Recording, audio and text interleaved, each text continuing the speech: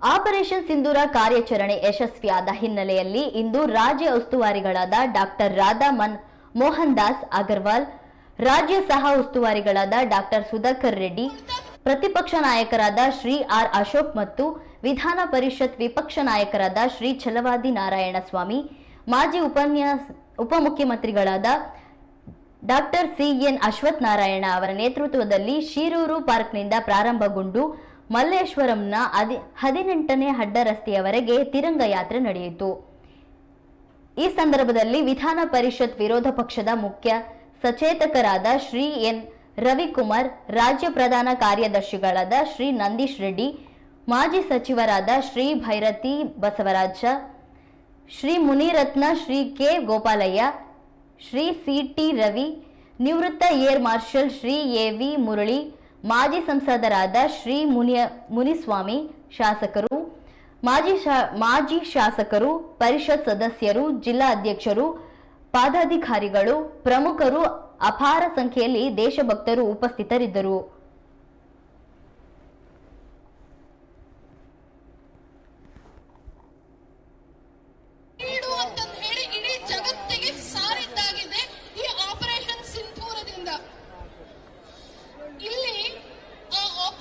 ಸಿಂಧೂರದಲ್ಲಿ 3 ದಿನ 72 ತಾಸುಗಳಲ್ಲಿ ಪಾಕಿಸ್ತಾನಕ್ಕೆ ನಮ್ಮ ಸೈನಿಕರು ಎಷ್ಟು ಸೊಗಸಾಗಿ ಬುದ್ಧಿಯನ್ನು ಕಲಿಸಿಕೊಟ್ಟಿದ್ದಾರೆ ಅಂತಂದ್ರೆ, ಅವರ ಆ ಸೈನಿಕರು ಎಲ್ಲರಿಗೂ ನಮ್ಮ ಕೃತಜ್ಞತೆಯನ್ನ ಈ ಮೂಲಕ ನೀಡಬೇಕು ಅಂತ ಹೇಳಿ ಕೇಳ್ಕೊಳ್ತೇನೆ. ನಮ್ಮ ಸೈನಿಕರ ಹಿಂದೆ ಬಹಳ ಒಂದು ದೊಡ್ಡ ಪಡೆ ಇದೆ. ಯಾವ ಪಡೆ ಅದು?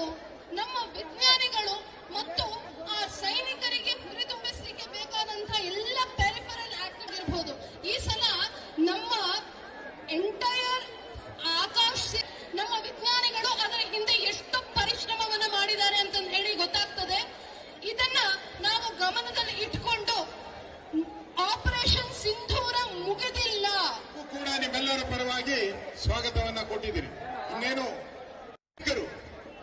ಎದೆ ನಡೆದ ರೀತಿಯಲ್ಲಿ ಅವರ ಭಯೋತ್ಪಾದನಾ ದಾಳಿಯನ್ನ ಮಟ್ಟ ಹಾಕಿದರೆ ಅದರ ಪರವಾಗಿ ನಮ್ಮ ಸೈನಿಕರು ಅವರಿಗೆ ಧೈರ್ಯ, ಸ್ಥೈರ್ಯ, ಅವರ ಕುಟುಂಬಕ್ಕೆ ಬೆಂಬಲ ಮಾಡೋ ದೃಷ್ಟಿಯಿಂದ ಈ ಒಂದು ಪಾದಯಾತ್ರೆಯನ್ನ ನಾವು ಮಾಡ್ತಾ ಇದ್ದೀರಿ, ತಿರಂಗ ಯಾತ್ರೆಯನ್ನ. ಇದು ಯಾವುದೇ ಪೊಲಿಟಿಕಲ್ ಪಾರ್ಟಿ ಅಲ್ಲ. ಕೆಲವರೆಲ್ಲ ಕಾಮೆಂಟ್ ಮಾಡಿದಾರಂತೆ, ನಮ್ಮನ್ನು ಕರಿಬೇಕಾಯ್ತು, ನಾವು ಬರ್ತಾ ಇದ್ದೀರಿ ಅಂತ. ಯಾರು ಬೇಕಾದ್ರೂ ಬರ್ಬೋದು. ಇವತ್ತು ಬಂದಿದ್ದಾರೆ, ಎಲ್ಲ ಸಮುದಾಯದವರು ಬಂದಿದ್ದಾರೆ, ಎಲ್ಲ ಧರ್ಮದವರು ಬಂದಿದ್ದಾರೆ, ಸಮಾಜದ ಎಲ್ಲ ವರ್ಗದವರು ಕೂಡ ಬಂದಿದ್ದಾರೆ.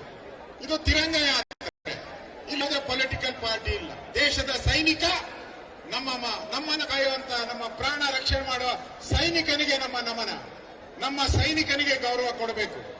ಆ ದೃಷ್ಟಿಯಿಂದ ಏನು ಅಲ್ಲಲ್ಲಿ ಮಾತುಗಳನ್ನ ಆಡ್ತಾರೆ, ಅಲ್ಲಲ್ಲಿ ಬ್ಯಾನರ್ಗಳನ್ನ ಹಾಕ್ತಾ ಇದ್ದಾರೆ, ಇದು ಒಳ್ಳೇದಲ್ಲ. ಈ ಸಂದರ್ಭದಲ್ಲಿ ನಾವು ಒಟ್ಟಾಗಿರ್ಬೇಕು. ಕೆಲವರು ಹೇಳ್ತಾರೆ ಶಾಂತಿ ಶಾಂತಿ ಅಂತ, ಮತ್ತೆ ಕೆಲವರು ಅವ್ರ ಜೊತೆಯಲ್ಲಿ ಹೇಳ್ತಾರೆ ಯುದ್ಧ ಮಾಡಬೇಕು ಅಂತ.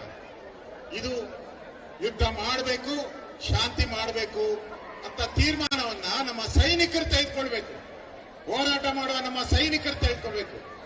ಅವರು ಅಂತಾರಾಷ್ಟ್ರೀಯ ಮಟ್ಟದಲ್ಲಿ ಏನ್ ಬೆಳವಣಿಗೆ ನಡೀತಾ ಇದೆ, ವಿಶ್ವದಲ್ಲಿ ಭಾರತದ ಸ್ಥಾನವನ್ನ ಇನ್ನಷ್ಟು ಎತ್ತರಕ್ಕೆ ಏರಿಸುವ ಕೆಲಸ ಮಾಡಬೇಕಾಗಿದೆ.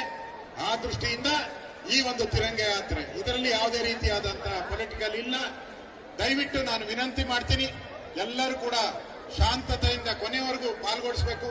ಇವತ್ತು ಯಾರ್ಯಾರು ಭಾಗವಹಿಸಿದ್ದಾರೆ ಎಲ್ಲ ಯುವಕರಿಗೆ, ತಾಯಂದಿರಿಗೆ ನಾನು ವಿನಯಪೂರ್ವಕವಾದಂತಹ ನಮಸ್ಕಾರಗಳನ್ನು ನಡೆಸ್ತಾ ಇದ್ದೀನಿ. ಈಗ ನಮ್ಮ ರಾಧಾ ಮೋಹನ್ ಜಿ ಅವರು ಮಾತಾಡಿದ ತಕ್ಷಣ